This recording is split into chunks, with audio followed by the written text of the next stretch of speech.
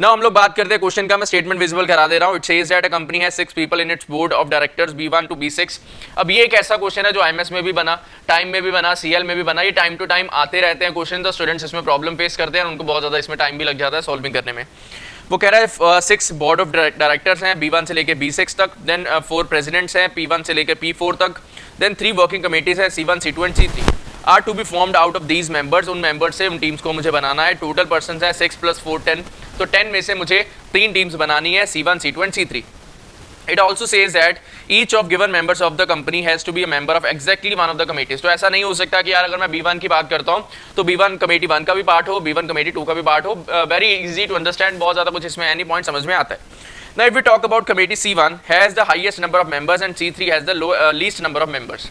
पूरा एग्जाम के point of view से समझेंगे कि यार आप क्वेश्चन जब पढ़ते हो क्या क्या चीजें आपके दिमाग में चलना चाहिए, सो दैट एक थॉट प्रोसेस आप आए और एक्चुअल में समझ में आ जाए आपको कि यार कुछ चीजें क्या वो उतनी डिफिकल्ट हैं जितनी आपको सॉल्विंग करते टाइम लगती हैं।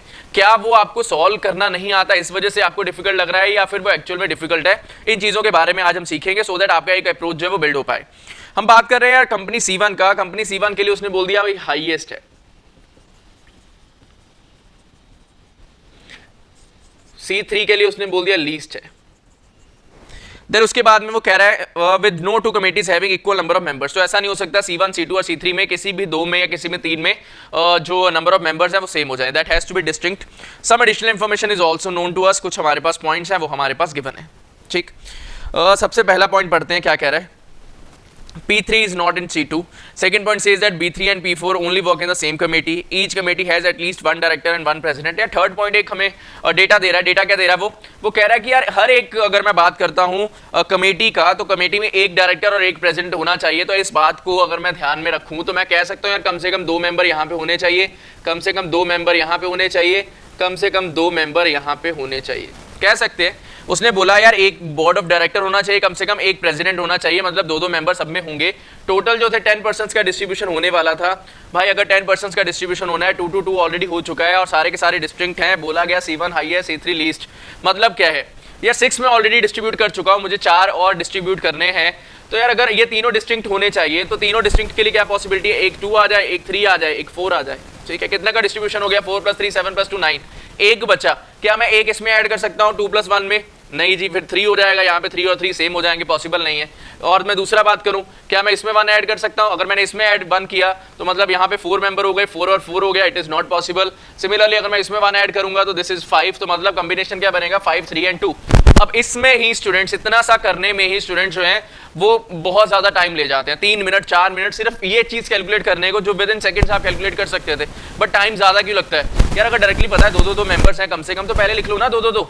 देन उसके बाद मुझे पता है सब डिस्टिंक्ट है, तो मतलब कम से कम अगर 2 है तो किसी और को 3 होना पड़ेगा, किसी और को 4 होना पड़ेगा कम से कम। देन उसके बाद जो वैल्यू बचा उसको देख लो भाई कहां पे जा सकता है। तो मेरे पास 5 3 एंड 2 का डिस्ट्रीब्यूशन जो है वो आ चुका है।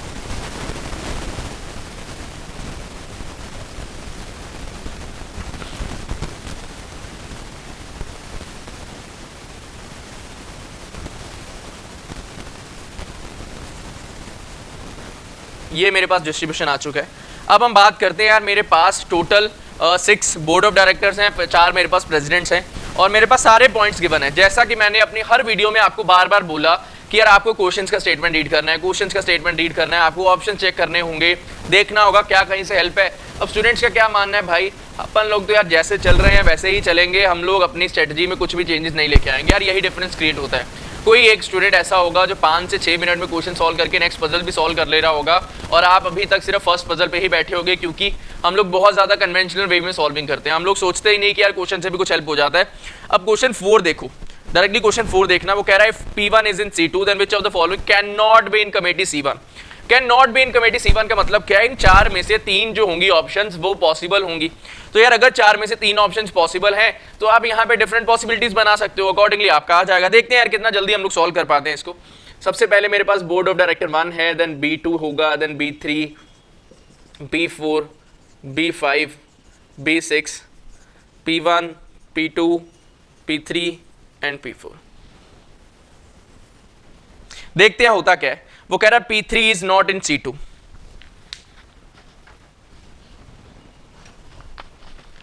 P3 जो है वो C2 पे नहीं है। ठीक है, देन कह रहा है B3 and P4 only work in the same committee, note down कर लिया, B3 प्लस P4 सेम में होने चाहिए, ठीक है।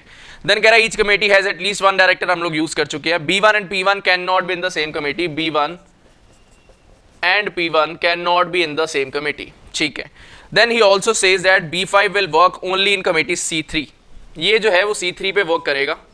देन वो क्या कह रहा है, P2 only in C1, P2 जो है वो C1 में वर्क करेगा। Then he also says that no more than 2 out of B2, B4 and B6 can work in the same committee. तो अगर मैं बात कर रहा हूँ B2 का, B4 का एंड B6 का, मतलब क्या कह रहा है, less than equal to 2 persons in same team. जैसा भी आप नोटेशंस लेना चाहो आप ले सकते हो, उसमें कोई बहुत ज़्यादा प्रॉब्लम नहीं है।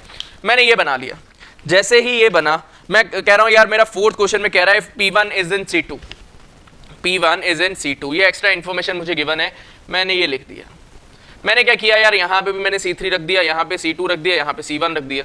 मैंने एक और केस बना दिया, यहाँ पे C3 रख दिया, यहाँ पे C2 रख दिया, यहाँ पे C1 रख दिया। मैंने एक और केस बना दिया, मैंने यहाँ पे C3 रख दिया, यहाँ पे C2 रख दिया, यहाँ पे C1 रख दिया। अब मेरे पास फोर्थ क्वेश्चन क्या कह रहा है, रीड करो इसको।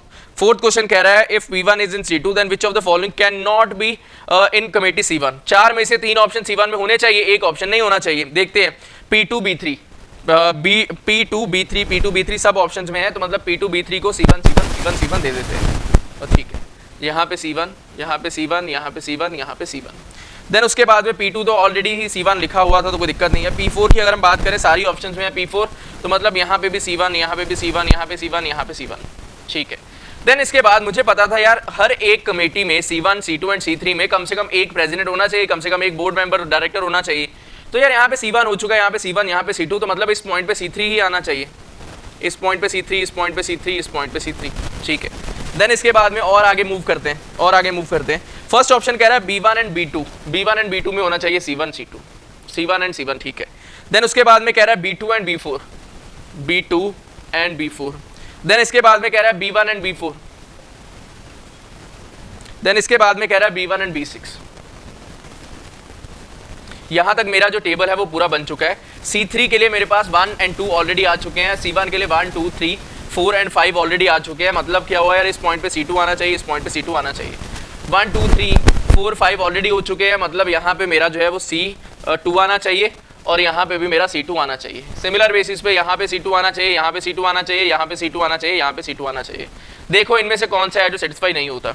वो क्या कह रहा है, if P1 is in C2 then which of the following can not be in committee C1। देखो क्या ये पॉइंट सेटिस्फाई हो रहा है, B3 and P4 together, B3 and P4 should be together, C1 C1 C1 C1 C1 C1 C1 और C1, yes it is getting satisfied. Then कह रहा है B1 not equal to P1, B1 not equal to P1। यहाँ पे C1 है, यहाँ पे C2 है, यहाँ पे C2 है, यहाँ पे भी C2 है। क्या ये पॉसिबल होगा? ये केस पॉसिबल नहीं होगा, एलिमिनेट हो गया जी। फिर इसके बाद में कह रहा है C1 और यहाँ पे C2, यहाँ पे है C1, यहाँ पे C2, मतलब बाकी तीनों जो है सेटिस्फाई हो रहे हैं, सेकंड वाला सेटिस्फाई नहीं हो रहा। तो मतलब आपका फोर्थ क्वेश्चन का आंसर क्या बन जाएगा, सेकंड ऑप्शन स्ट्रेट अवे। अब मैं बात करता हूं यार, वो कह रहा है विच of the following can never be a part of C1। क्या आप इसका आंसर दे पा रहे हो? देखो एक बारी, C1 का कौन जो है वो पार्ट नहीं हो पाएगा। P2 की अगर मैं बात करता हूं, P2 C1 का पार्ट हो रहा है, पॉसिबिलिटी है। P1 की अगर मैं बात कर रहा हूं, P1 इसमें तो नहीं है। और मैं बात करता हूं B6 का, B6 के लिए C1 आ रहा है इस केस में। B3 की अगर मैं बात करता हूं C1 आ रहा है। तो यार क्या मैं आंसर कर पाऊंगा? ये चीज समझने की है। अगर बाय चांस आपके दो ऑप्शन सेटिस्फाई हो रहे होते, फर्स्ट क्वेश्चन के लिए दो ऑप्शन बन जाते आपके, तो उस केस में आपको बाकी केसेस में मूव ऑन करने का जरूरत पड़ता, कि आप चेकिंग करते बाकी केसेस का कि क्या सारे केसेस सेटिस्फाई हो रहे हैं या नहीं, एंड देन अकॉर्डिंगली आप लोग प्रोसीड करते। बट यहाँ पे क्या हो रहा है, सिर्फ एक ही ऑप्शन सेटिस्फाई हो रही है कि C1 का पार्ट कौन नहीं है, P1 नहीं है, बाकी सारे पार्ट जो है वो है। तो मतलब मेरा आंसर डायरेक्टली जो है वो सेकंड ऑप्शन बन जाएगा फर्स्ट क्वेश्चन का। देन कह रहा है B6 and P1 are in the same committee, B6 and P1, मतलब यहाँ पे बात हो रही है। देन ये सेकंड तो केस पॉसिबल नहीं था, मतलब यहाँ पे बात हो रही है। ये दोनों केसेस को हम देख सकते हैं। क्या which of the following are definitely in a committee together, B1 and B3, B1 and B3, yes it can be my answer. Then कह रहा है B1 and B4, B1 and B4 जरूरी नहीं है यार सेम में हूँ। देन कह रहा है B2 एंड B3 जरूरी नहीं है दोनों सेम में हूँ। देन कह रहा है B2 एंड B1 जरूरी नहीं है कि दोनों सेम पे हूँ। तो मतलब मेरा आंसर मुझे मिल चुका है कि यार B1 एंड B3 जो होंगे वो 100% C1 को ही बिलोंग करेंगे, दोनों ही केसेस में C1 को भी बिलोंग कर रहे हैं। तो मेरा आंसर हो गया। अब फिर से वही चीज कि यार अगर आपकी दो ऑप्शन सेटिस्फाई हो रही होती है इसके थ्रू, तो आप दूसरे केस में मूव ऑन करने का ट्राई करते हैं, अदरवाइज आपका काम जो है वो चल चुका है। देन वो कह रहा है P1 is in committee C3, P1 is in committee C3, मतलब कोई भी आपका केस ऐसा नहीं आया जो C3 के थ्रू हो, तो इसका मतलब क्या है कि यार अगर आप थर्ड क्वेश्चन का आंसर देना चाहते हो तो आपको बाकी केसेस में मूव ऑन करना पड़ेगा।